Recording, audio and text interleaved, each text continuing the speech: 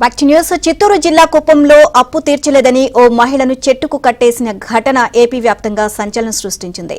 తనకు జరిగిన అన్యాయం మరే ఇతర మహిళకు జరగకూడదు అని బాధితురాలు శిరీష అన్నారు. సీఎం చంద్రబాబు, హోంమంత్రి అనిత స్పందించిన తీరు తన కుటుంబంలో మరింత ధైర్యాన్ని నింపింది అన్నారు.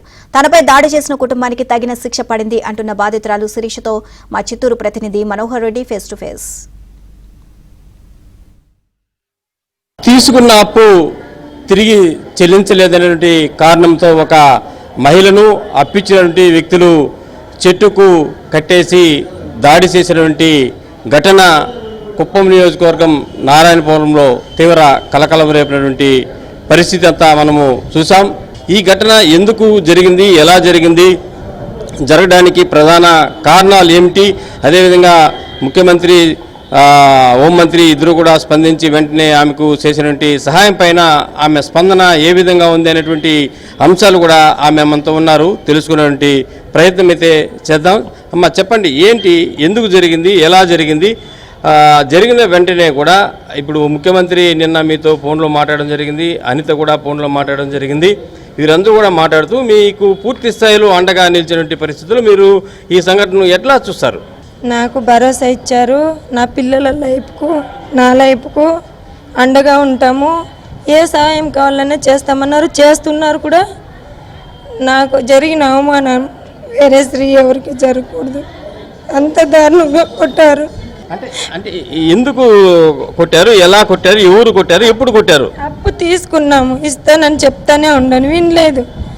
నా శారీని అంతా లాక్కెళ్ళి చెట్టుకు కట్టేశారు.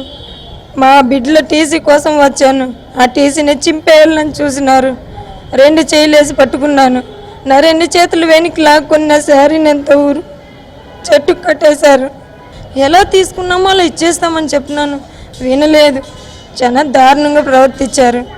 చెయ్యి లాగుంది, కర్రతో కొట్టారు. కుడి పక్క మొత్తము లోపలంతా బాగా కమిలిపోయింది, ఆ మారి కొట్టారు. నాకు జరిగిన అవమానానికి తిప్పి వాళ్ళకి అలా చేయాలని నా మనసులో ఉన్నింది.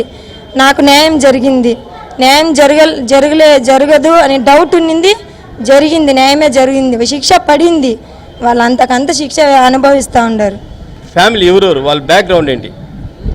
మునికెన్నప్ప, వెంకటమ్మ, రాజా, జగదీశ్వరి అనే లేడీ చాలా దారుణంగా కొట్టింది. సాటి ఆడదాన్ని పట్టుకొని ఆ మారి కొట్టేది. అంటే అప్పు తీసుకుంది మీ ఇంటి అయినా? నేనే తీసుకున్నాను. 80,000 నేను తీసుకున్నాను.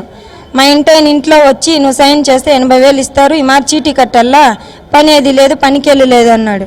సరే, మొగుడికి కష్టం వస్తే భార్యగా నేను కష్టపడాల్సిందే కుటుంబానికి. సరే, ఆ ఆలోచనతో పోయి పెట్టిన, మా ఇంటి ఆయన ఇచ్చేస్తారు, కష్టపడగలుగుతాడు అని. ఎప్పుడు తీసుకున్నారు ఈ అప్పు? 80,000 3 ఏళ్ళు అయింది. ఇప్పుడు 1 సంవత్సరం నుంచి వడ్డీ కట్టలేదు. అంటే నెలకి ఎంత వడ్డీ కట్టినారా 80,000కు? 80,000కే 10 రూపాయలు వడ్డీ లెక్క ఇచ్చిండారు. వడ్డీకి నాకు సంబంధం లేదు, నేను డబ్బులు మాత్రం తీసుకొచ్చినాను. వడ్డీ అంతా వాళ్ళు మాట్లాడుకుని తర్వాత నా దగ్గర సైన్ చేపించుకున్నారు. అంటే ఇప్పుడు మీ ఇంటి ఆయన మీ దగ్గర లేరు, అంటే ఈ అప్పులకు భయపడి వెళ్ళిపోయినారు.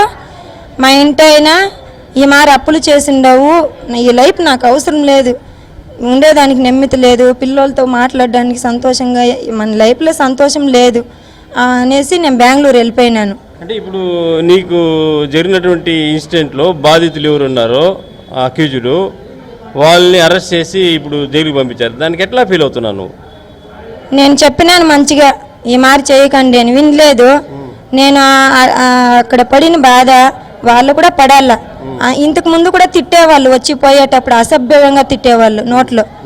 ఈరోజు నా పైన చెయ్యేశారు, వాళ్ళకి శిక్ష పడాల్సిందే. పోలీసులు ఇప్పుడు వచ్చి చేశారు. పోలీసు వాళ్ళు 3 గంటలకు వచ్చినారు. వాళ్ళు కట్లు విప్పిన 10 నిమిషాలకు వచ్చి తోడుకొచ్చేసినారు స్టేషన్కి. తోడుకొచ్చి ఏమేమి చేసినారు అని మమ్మల్నే కొట్టింది ఆ పాప అని చెప్పినారు. అప్పుడు వీడియో చూపించారు, అప్పుడు చూసినాను నేను. ఆ వీడియో ఎవరు తీసినారో నాకు తెలియదు. సరే, ఇప్పుడు ముఖ్యమంత్రి, గవర్నమెంట్ అందరూ కూడా, హోంమంత్రి అందరూ స్పందించారు. ఎట్లా నువ్వు వాళ్ళు స్పందించిన తీరుతో నీ రియాక్షన్ ఏంటమ్మా? నాకు మంచిగా చేసిండారు. ఆర్థిక సహాయం 5 లక్షలు డిపాజిట్ చెక్ ఇచ్చేసినారు. ఉండడానికి ఇల్లు ఇస్తామన్నా ఆ ఊర్లో ఉండలేను నేను. ఇంకా నాకు జరిగిన అవమానానికి భూమి ఇస్తామన్నారు, నాకు ఏదైనా జాబ్ ఇస్తామన్నారు. నా లైఫ్కి ఇంకేం కావాలా? నాకు మంచి భవిష్యత్తు ఇచ్చినారు. సీఎం గారు అయితే మంచి భవిష్యత్తు ఇచ్చినారు నాకు. అంటే ముఖ్యమంత్రి ఫోన్లో మాట్లాడుతూ నీకు ఏమని భరోసా కల్పించారు? ప్రతి ఒక్క ఆడబిడ్డకి కష్టం వస్తే మేము తోడుగా ఉంటాము, రక్షణ కల్పిస్తాం, భరోసా కల్పిస్తాం. నీ పిల్లల భవిష్యత్తు 5 లక్షలు ఫిక్సెడ్, నీ పిల్లల చదువు 10th వరకు 5 లక్షలు ఏదైనా చదువుల ఖర్చులకి వాళ్ళే డిపాజిట్ డ్రా చేసుకోవచ్చు.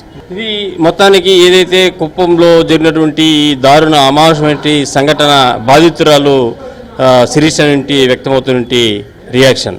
వీడియో జర్నలిస్ట్ మహేష్తో కలిసి మనోహర్ రెడ్డి, ఏబీఎన్ ఆంధ్రజ్యోతి, కుప్పం నుంచి.